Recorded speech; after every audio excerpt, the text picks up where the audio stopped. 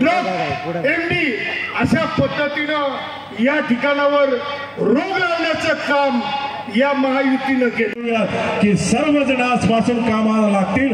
तुतारी वाजवणारा माणूस दिसेल.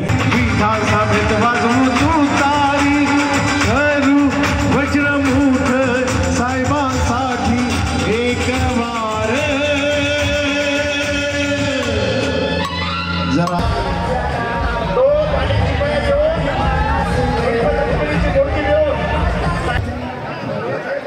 आपल्या महाराष्ट्राचं आराध्य दैवत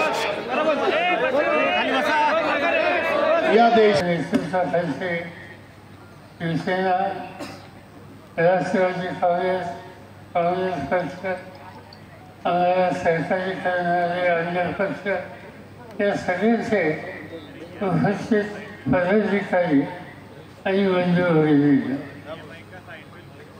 लोकसभेची निवडणूक झाली. या निवडणुकीमध्ये एक वेगळी चित्र तयार करायची भूमिका लोकांनी ही घेतलेली.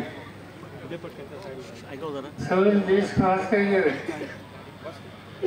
विविध राजकीय पक्ष एकत्रित करून भारतीय जनता पार्टी आणि त्यांच्या मित्रांना सत्तेपासून दूर ठेवता येत राहतात याची खबरदारी आम्ही घेत होतो. आणि एक आघाडी मिळली केली तिचं नाव इंडिया आघाडी. त्याच्यामध्ये सोनिया गांधी होते, राहुल गांधी होते, मी होतो, केजरीवाल दिल्लीचे मुख्यमंत्री होते, दक्षिणेच्या राज्याचे मुख्यमंत्री होते. आणि आम्ही लोकांनी हा प्रयत्न केला की सर्व देशाची सगळी शक्ती देशाचे अख्खे प्रधानमंत्री यांच्या हातामध्ये गेले एक वेगळी परिस्थिती निर्माण होण्याची आम्हाला शक्यता दिसते. आणि ते कशामुळे प्रत्येक सभेमध्ये मोदी साहेब एकच विनंती करत होते, मला 430 जागा त्यांना 400 खासदारांची आवश्यकता होती.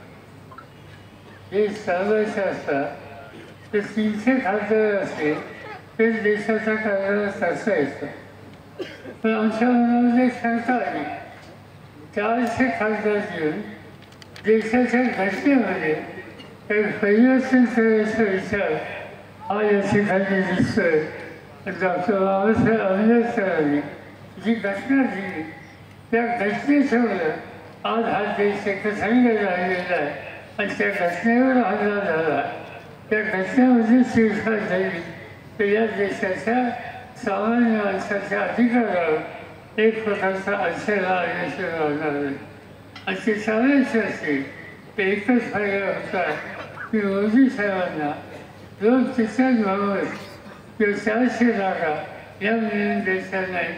आणि सुदैवाने महाराष्ट्रासह अनेक राज्याच्या जनतेने या भूमिकेला पाठिंबा दिला आणि त्याचा परिणाम त्यांना एवढ्या जागा मिळू शकणार नाही अशी सूचना झाली. पण हे झालं देशाच्या लोक. माझ्यासारख्या सर्वसामान्य शेतकरी कुटुंबातील व्यक्तीवर सर्वप्रथम ज्यांनी विश्वास खऱ्या अर्थाने ठेवला व नाशिक पूर्व विधानसभा मतदारसंघातून निवडणूक लढण्याची मला संधी दिली, ताकद दिली, ते आपल्या शेतकऱ्यांचे तारणहार देशाचे माजी कृषी मंत्री व माझे सर्व माननीय शरदचंद्रजी पवार साहेब यांचे मनापासून आभार मानतो. व्यासपीठावर उपस्थित असलेले महाविकास आघाडीचे सर्व पदाधिकारी, मान्यवर व माझे लढवये कार्यकर्ते आणि समोर उपस्थित असलेले माझे बंधू, माता आणि भगिनींना माझा नमस्कार. वेळ खूप झालेला आहे, साहेबांना आपल्याला सर्वांना ऐकायचंय.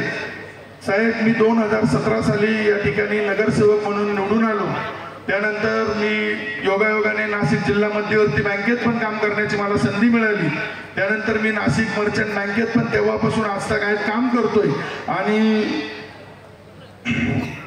या ठिकाणी त्यानंतर मी स्थायी समितीचं 2 वर्ष सभापती म्हणून सलग या शहरामध्ये काम केलं आणि ते बी अति कठीण काळामध्ये केलं, ज्यावेळेस कोविडची महामारी या देशामध्ये चालू होती. पण मी माझ्या परीने या शहराचा सर्वांगीण विकास त्या काळात करण्याचा प्रयत्न केला.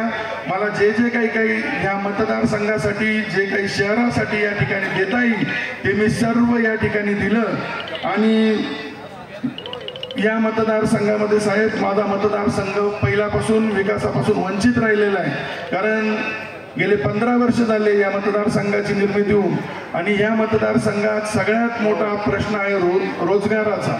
या मतदारसंघात 2 नाशिक रोडचे जे आपल्या चव्हाण साहेबांनी नाशिकला खासदार असताना दिलेले नोटप्रेस सोडून, 2 कारखाने सोडून माझ्या मतदारसंघात कुठलाही उद्योग नाही. आणि आता सध्याची परिस्थिती बघता आमच्याकडे जे काही 5 वर्षापासून आम्हाला फक्त इथं आश्वासनं मिळाले, आमच्या मतदारसंघात कुठल्याही प्रकारचा विकास झाला नाही. आणि विकास न होता फक्त या मतदारसंघात आम्हाला कुठल्याही परिस्थितीत या मतदारसंघाचा विकास करायचा आहे. त्यासाठी आपण निश्चितपणे मला या ठिकाणी संधी दिल्यास आणि पवार साहेबांच्या आशीर्वादाने आपण या ठिकाणी निश्चितपणे या मतदारसंघाचा विकास करू.